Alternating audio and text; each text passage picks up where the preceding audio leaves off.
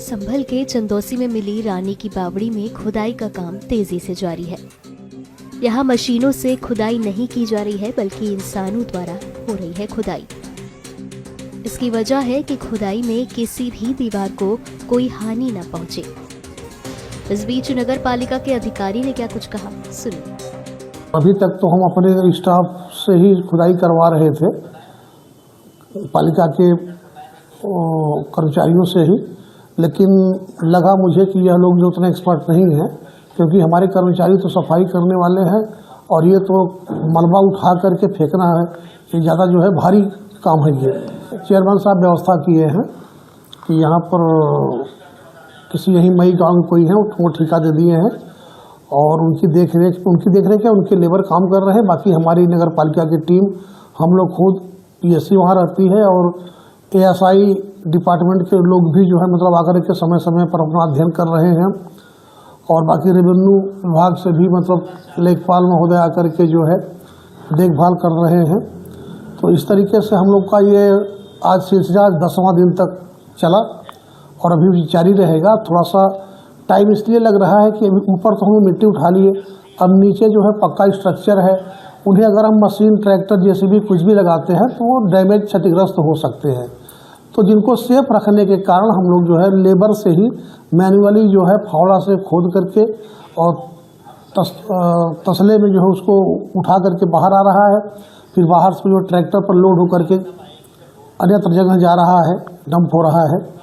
तो इस तरीके से टाइम टेकर है। और अभी आज जैसा कि खुदाई में आज दूसरा तल का भी पता चला और यहाँ के लोग बाग बता रहे हैं कि इसमें तीसरा तल भी है। तो वो तो जैसे जैसे खुदाई करने आगे बढ़ते जाएंगे वैसे वैसे पता चलता जाएगा।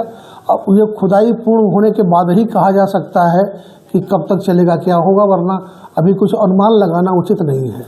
बताते हैं कुएं के पास में जो गेट एक दूसरे तल पर निकला है, उसके नीचे एक और दिखाई दे रहा है, वो क्या चीज़ दिखाई दे रही है? जैसे गेट तीसरे तल का है। अब वो, हाँ, अब वो स्ट्रक्चर होगा, स्ट्रक्चर है वो, और वो तो अब पूरी खुदाई होने के बाद ऑटोमेटिक पता चल जाएगा। वैसे भी हमारे एएसआई के लोग जो हैं लगातार वो लोग भी लगे हुए हैं और बिल्कुल जो है काम तेज़ी से हो रहा है, जिस तरह होना चाहिए उस तरीके से काम कल से थोड़ा तेज हुआ है, लेकिन इसलिए नहीं पता चल रहा है कि कार्य मैनुअली हो रहा है।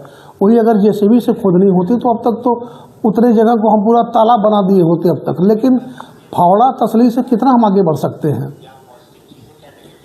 बिल्डिंग जो नीचे की निकल रही है इसकी बावड़ी की, वो कोई ऐसी क्षतिग्रस्त तो नहीं निकल रही है जिससे कि कोई हादसे की उम्मीद हो? नहीं, हादसे की उम्मीद नहीं है, लेकिन फिर भी हमने आज बोल दिया है कि जितने यहाँ पर ये कर्मी लगे हैं मिट्टी का मलबा उठा करके बाहर फेंकने के लिए, वो सभी अगर नीचे जा रहे हैं तो कम से कम हेलमेट पहन के जाएं।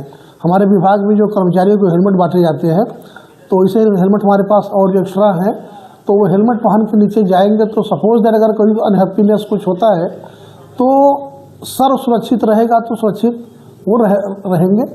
और बाकी और जो सावधानियां हैं देखते परखते इसलिए धीरे धीरे कार्य हो रहा है, इसी के नाते कि कोई जनहानि न होने पावे।